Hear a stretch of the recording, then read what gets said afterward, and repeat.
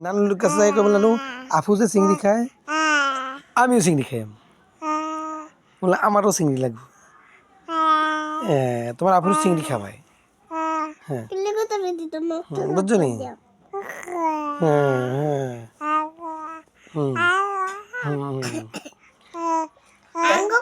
একটা চিংড়ি তোমার একটা চিংড়ি আপুর নানুরে কইবা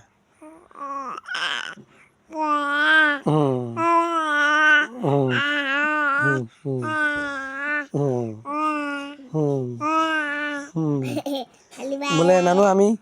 গরু খাই চিংড়ি খাই আর মজা মজা খাই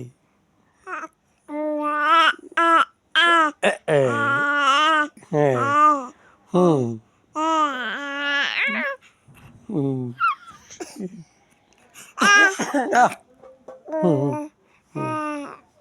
এই যে দুপুরে কি খাইছ গরু খাইছ